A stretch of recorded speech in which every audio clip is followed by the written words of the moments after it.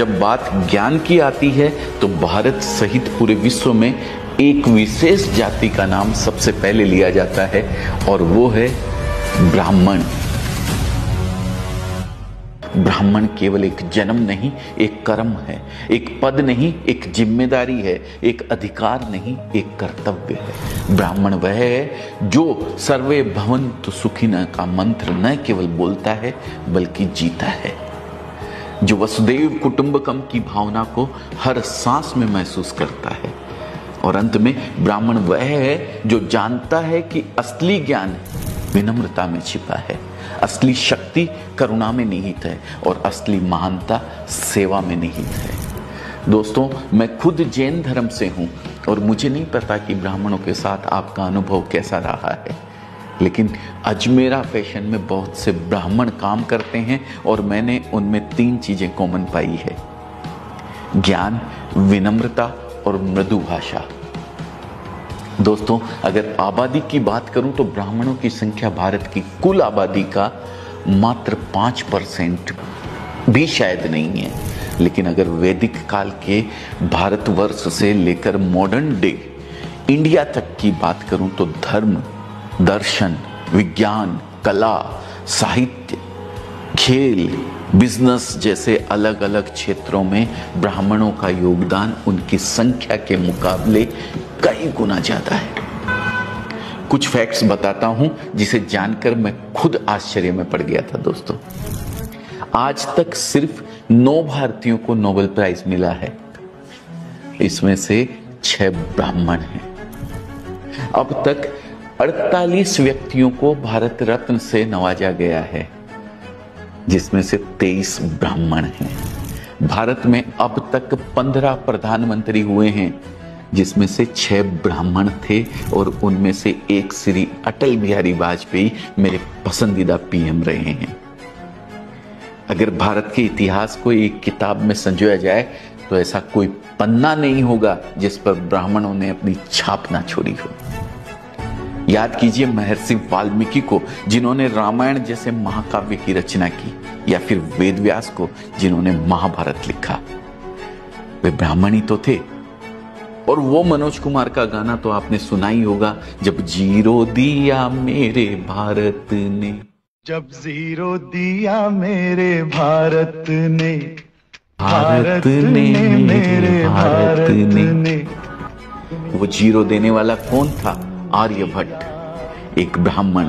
और आर्यभट्ट की लिगेसी को आगे बढ़ाने वाले भारत के सबसे महान गणितज्ञ श्रीनिवास रामानुजन कौन थे? एक ब्राह्मण। आयुर्वेद के जनक सुश्रुत कौन थे? एक ब्राह्मण। आज योग पूरे विश्व में विख्यात है। योग सूत्र लिखने वाले महर्षि पतंजलि कौन थे? एक ब्राह्मण। अपनी जटा में प्रतिज्ञा की गांठ बांधकर अखंड भारत की नींव रखने वाले चाणक्य कौन थे?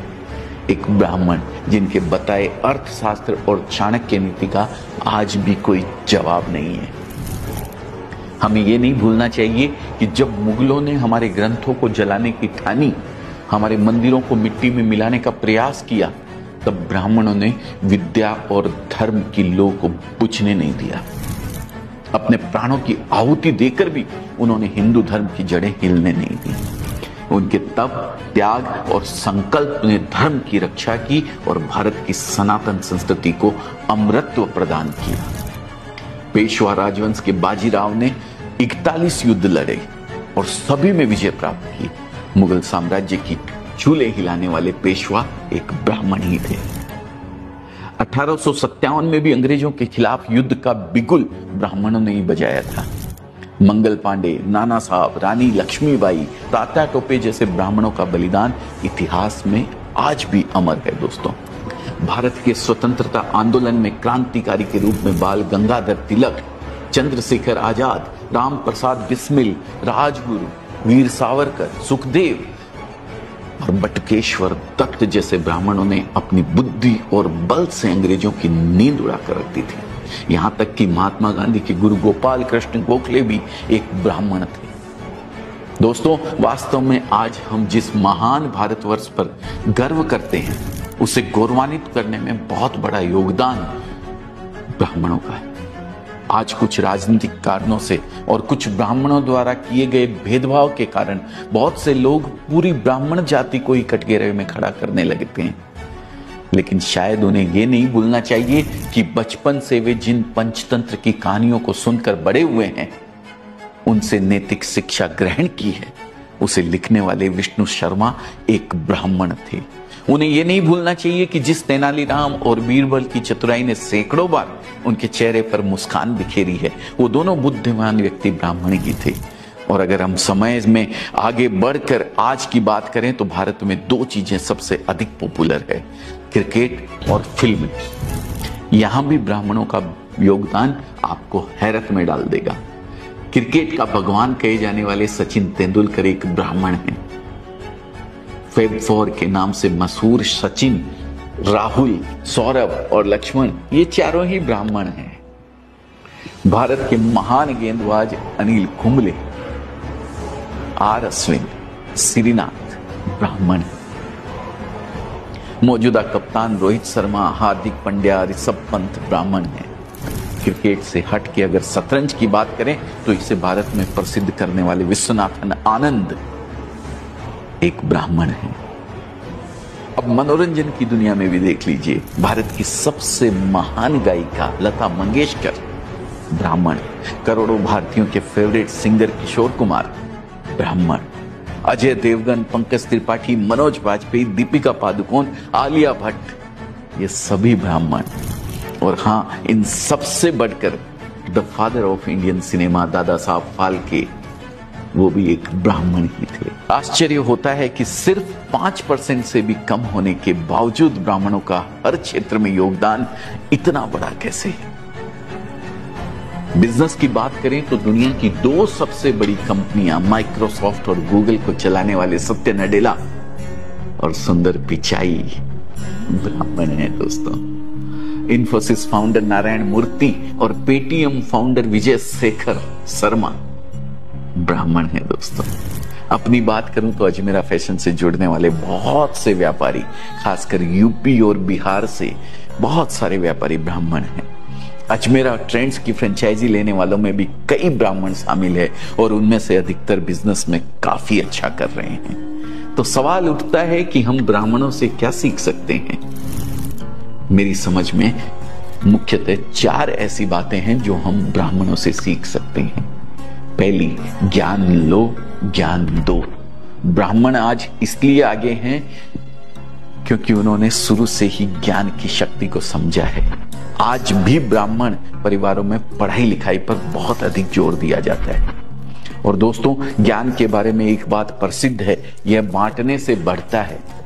ब्राह्मणों ने ज्ञान अर्जित करके सिर्फ अपने पास नहीं रखा, उसे दूसरों को सिखाया। हमें भी पहले खुद अपनी स्किल्स डेवलप करनी चाहिए और फिर उसे आगे बढ़ाना चाहिए। दूसरी है निष्ठा और ईमानदारी। इतिहास उठाकर देखा जाए तो ब्राह्मण किंग कम किंग मेकर अधिक रहे हैं। गुरु वशिष्ठ हो, गुरु द्रोणाचार्य या चाणक्य, इनके पास कई अवसर थे जब वे सत्ता की बागडोर अपने हाथों में ले सकते थे, लेकिन ये हमेशा धर्म के मार्ग पर चले और राजा और राज्य के प्रति निष्ठा और ईमानदारी दिखाई। तीसरी, देशभक्ति। ब्राह्मणों ने शुरू से ही राष्ट्र और धर्म की रक्षा के लिए अपने प्राणों की बाजी लगाई है, चाहे वह मुगलों का आक्रमण हो या अंग्रेजों का अत्याचार। ब्राह्मणों ने हमेशा अपनी बुद्धि, साहस और बलिदान से देश और धर्म की रक्षा की है। बाजीराव पेशवा से लेकर कैप्टन मनोज पांडे तक ब्राह्मणों ने देश के प्रति सर्वोच्च आहुति दी है। और अंत में एक बात और जो हम ब्राह्मणों से सीख सकते हैं, और वो है परंपरा और संस्कृति का सम्मान। आज जिस सभ्यता और संस्कृति पर भारतवासी गर्व करते हैं, आदिकाल से उसे संजोने, संवारने और जीवित रखने में ब्राह्मणों का बहुत बड़ा योगदान है दोस्तों। हमें भी अपनी संस्कृति और परंपराओं का सम्मान करना चाहिए और उन्हें जीवित रखने का प्रयास करना चाहिए। दोस्तों, अंत में मैं इतना ही कहना चाहूंगा कि ब्राह्मण एक जाति नहीं बल्कि एक विचारधारा है। वह विचारधारा जो ज्ञान, सेवा और समर्पण की मिसाल है। एक ऐसा समुदाय जिसने न केवल भारत को दिशा दी बल्कि विश्व को भी ज्ञान के प्रकाश से आलोकित किया है। जिनके तप से जगमगाता रहा यह धरा का आंगन, जिनकी वाणी से गूंजा धर्म का यह वंदन, वह ब्राह्मण थे, हैं और रहेंगे, जिनकी साधना से रोशन रहेगा यह जीवन। दोस्तों, ब्राह्मणों को लेकर आप क्या सोचते हैं? कमेंट में एक बार जरूर लिख के मुझे बताइएगा। साथ ही अगर ये केस स्टडी या जो भी आप समझते हैं इसको पसंद आई हो तो इसे लाइक करना मत भूलिएगा और शेयर कीजिएगा उन लोगों तक जिन्होंने शायद आज तक ब्राह्मण को पहचाना ही नहीं।